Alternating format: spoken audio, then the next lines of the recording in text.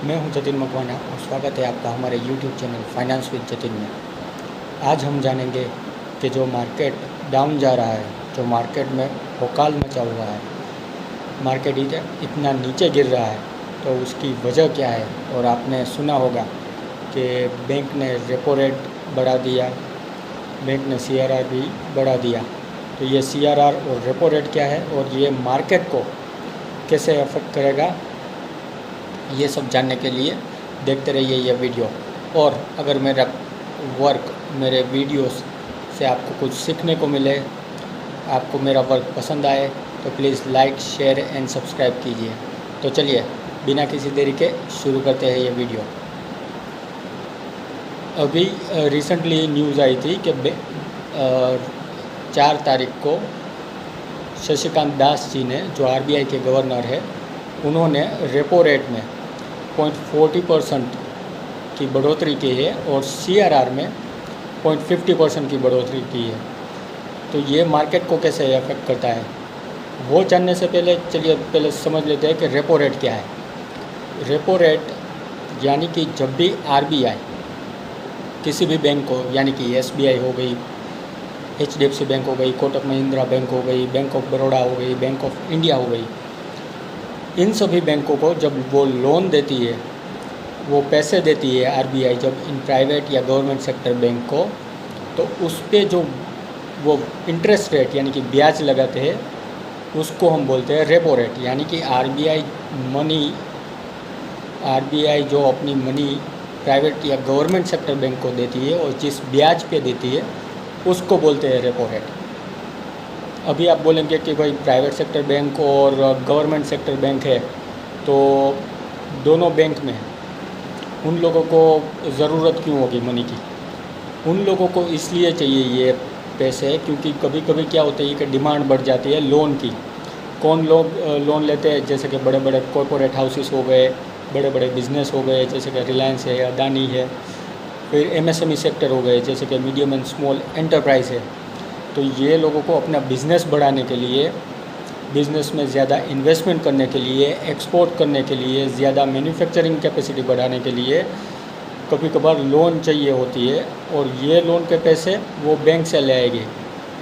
Private bank या government sector bank के पास अगर लोन पैसे की कमी रहेगी, तो वो RBI से पैसे मांगेगी, RBI से मनी बोरो करेगी और उस पर RBI ये ब्याज दर लगाता है, जिसको हम रेपो रेट बोलते हैं।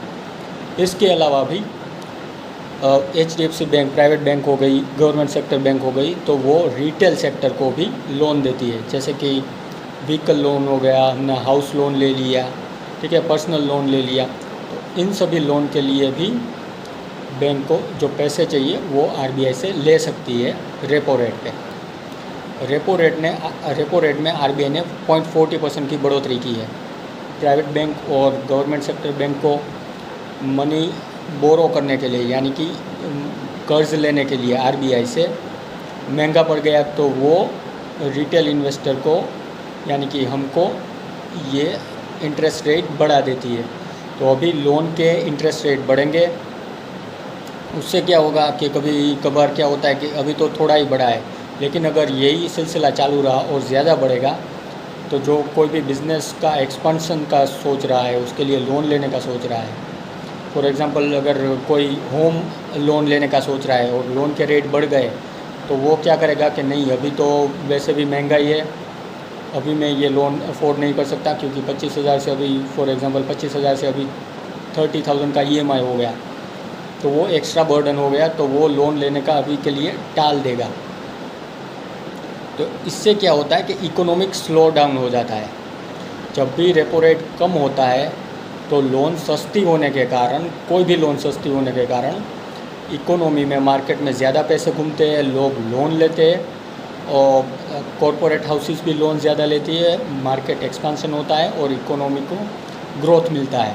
लेकिन अभी जैसे जैसे रेपो रेट बढ़ेगा, तो इकोनॉमिक स्लो डाउन, यानी कि ग्रोथ, इकोनॉमिक का जो ग्रोथ होता है उसका कम होने का चांसेस बढ़ जाएंगे। तो ये हो गई रेपो रेट की बात। अभी दूसरा है CRR। CRR का मतलब क्या है? Cash reserve ratio. तो कैश रिजर्व रेशियो है उसमें 0.50% की बढ़ोतरी की है, यानी कि 4 से वो 4.5% कर दिया है। CRR यानी जो प्राइवेट बैंक है, गवर्नमेंट सेक्टर बैंक है, वो 4% मार्जिन RBI के पास लिक्विडिटी के तौर पे रखता है, यानी कि कैश के तौर पे रखता है, क्योंकि वो सॉल्वेंट रहना चाहता है। यानी कि कभी कभार अगर बैंक में से लोग पैसे निकालने लग गए तो बैंक तो लोन दे चुका है ऑलरेडी, तो वो तो तुरंत पैसे कॉरपोरेट हाउसेस या हाउस लोन के मांग नहीं सकता। तो वो क्या करेगी, जो ये कैश रिजर्व रेशियो है, जो स्टैट्यूटरी लिक्विडिटी रेशियो है, तो इन केस ऑफ इमरजेंसी ये पैसा यूज़ करके वो सबके जो डिमांड होती है पैसे की वो चुका सकते हैं। यानी कि ATM में से अगर पैसे निकालने गए तो वो आपको दे सकता है। एक साथ भी डिमांड बढ़ गई तो उससे कुछ बैंक के ऊपर प्रेशर नहीं आएगा। तो ये हो गया CRR। अभी CRR बढ़ने से क्या हुआ कि कैश जो होता है वो कम हो जाएगा, क्योंकि अभी पहले 100 में से 4 रुपये ही RBI के पास जमा करवाने पड़ते थे, अभी 100 में से 4.5 रुपये जमा करवाने पड़ेंगे। और ये हिसाब 1000 करोड़ में के ऐसा होता है, तो आप समझ सकते हैं कि कितना मार्केट से पैसा कम हो जाएगा। अभी पैसा मार्केट से कम होने के कारण क्या होगा कि जो महंगाई है वो कम होगी। कैसे, चलिए एग्जांपल लेते हैं। सपोज़ मार्केट में लिक्विडिटी ज़्यादा है, मनी बहुत है, कैश रिजर्व रेशियो कम है, SLR कम है, ठीक है। तो मार्केट में लोन लोग ले रहे हैं, स्पेंडिंग आराम से कर रहे हैं। तो फॉर एग्जांपल सेब है, यानी कि एप्पल है, एप्पल लेने गए, एप्पल का भाव है, एप्पल की प्राइस क्या है 1 kg के फॉर एग्जांपल 100 रुपये से।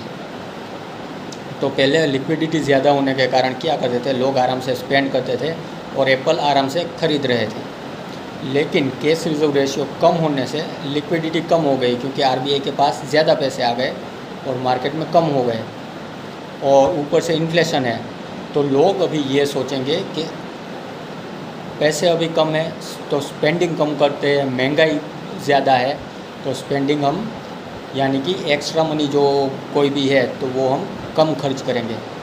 तो अभी सेब में जो पहले की तरह बाइंग होती थी, पहले की तरह जो सेब तुरंत बिक जाते थे, वो अभी नहीं बिक रहे हैं। तो जो वेंडर है वो क्या करेगा, सेलर सोचता है कि नहीं चलो ठीक है, अभी के लिए हम प्रॉफिट मार्जिन थोड़ा कम कर देते हैं, क्योंकि लोगों के पास पैसा कम है तो सेब भी बिकने चाहिए। तो वो क्या कर देगा, 100 में से 90 रुपये कर देगा प्राइस। और इस तरह मार्केट में महंगाई कम होती है। ये मैंने थोड़ा बहुत कॉम्प्लिकेटेड टॉपिक है, लेकिन आराम से इजीली समझाने को आपको कोशिश की है। तो इस तरह CRR बढ़ाने से मार्केट में लिक्विडिटी कम हो जाएगी, और इन्फ्लेशन को कंट्रोल करने के लिए CRR को बढ़ाया जाता है। मार्केट में CRR और रेपो रेट बढ़ने के कारण कौन कौन से सेक्टर को इफ़ेक्ट हो सकता है और कौन कौन से सेक्टर डाउन जा सकते हैं, देखते हैं। अभी रेपो रेट बढ़ने से लोन के रेट बढ़ जाएंगे, तो व्हीकल लोन ज़्यादा हो जाएगी, तो क्या होगा, व्हीकल में जो ग्रोथ होती है वो कम हो जाएगी, लोग कम व्हीकल लेंगे। जिसके पास कैश है वो तो ले लेंगे, लेकिन जो लोन पे लेने वाले हैं वो थोड़ी देर राह देखेंगे या अभी के लिए नहीं लेंगे। तो ऑटो सेक्टर को इफ़ेक्ट करेगा। दूसरा है कि फॉर एग्ज़ाम्पल मुझे होम लोन लेना है, होम लोन के रेट अभी ज़्यादा होंगे तो मैं अभी के लिए टाल दूंगा, तो रियल एस्टेट सेक्टर को उसको भी मार पड़ सकता है, वो भी सेक्टर डाउन जा सकता है। मैं ये नहीं कर रहा कि वो डाउन जाएगा ही, लेकिन उसको डेफिनेटली अगर रेट ज़्यादा हुआ है ऐसे रेपो रेट और CRR, देन उसको अफेक्ट हो सकता है। तीसरा क्या है, bank and finance sector, NBFC particularly, क्योंकि बैंक और NBFC को मार्केट से पैसे उठाने के लिए, मार्केट से नहीं, RBI से पैसे लेने के लिए ज़्यादा रेट देना पड़ेगा और लोन का रेट भी ज़्यादा रखना पड़ेगा। तो इससे क्या होगा, लोग लोन कम लेंगे, तो क्या होगा कि बैंक का ग्रोथ जो चाहिए वो उस तरह का नहीं हो सकता। हावेवर बैंक के पास और एक रास्ता है, जैसे कि सेविंग अकाउंट और करंट अकाउंट, उसमें वो कम ब्याज दर देते हैं, जैसे कि 4% हो गया, 3% हो गया, उतना ही है। तो वो उस तरह से उनको पैसे वहाँ से मिल जाते हैं और वो मार्केट से भी उठा सकते हैं कम ब्याज दर पे, क्योंकि बैंक है, प्राइवेट सेक्टर बैंक है या पब्लिक सेक्टर बैंक है, उसकी सेफ्टी ज़्यादा रहती है, उनकी सिक्योरिटी ज़्यादा रहती है, तो वो कम इंटरेस्ट रेट पे भी बॉन्ड या एनसीडी इश्यू करके मार्केट से पैसे उठा सकते हैं। एनबीएफसी के बारे में देखें तो एनबीएफसी के पास सेविंग अकाउंट या करंट अकाउंट की फैसिलिटी नहीं होती, वो प्रोवाइड नहीं कर सकते रिटेल जो कस्टमर होते हैं उनको। तो वो लोन दे सकते हैं लेकिन सेविंग अकाउंट और करंट अकाउंट की फैसिलिटी नहीं दे सकते, तो उसके कारण उसको आरबीआई से ही पैसे लेने पड़ेंगे या फिर वो मार्केट से पैसे उठाने के लिए उनको ज़्यादा ब्याज दर देना पड़ेगा, ज़्यादा इंटरेस्ट रेट देना पड़ेगा अपने बॉन्ड और एनसीडी के तौर पे, क्योंकि वो बैंक से कम सिक्योर है एनबीएफसी। तो इसके कारण एनबीएफसी सेक्टर एक ये सेक्टर है जो डाउन जा सकता है।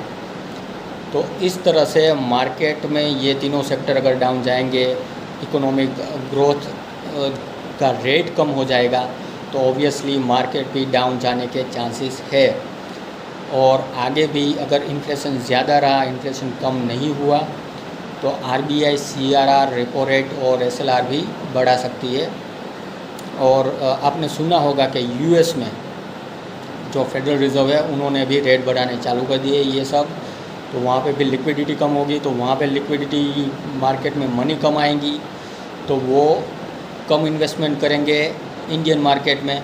और ऑब्वियसली अगर पैसे कम रहेंगे तो इंडियन मार्केट में भी इन्वेस्टमेंट कम रहेगा, उतना ज़्यादा एफआईआई का फ्लो, मनी का इनफ्लो नहीं रहेगा, और वो इंडियन मार्केट से मनी भी उठा रही है। तो इन कारण की वजह से अभी मार्केट डाउन चल रहा है और यही स्थिति चालू रहने की पॉसिबिलिटी है।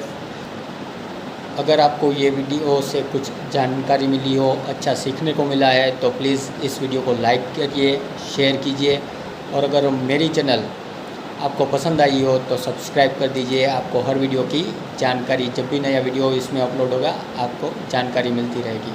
तो इसी के साथ ही आज का वीडियो समाप्त करते हैं। Thank you very much.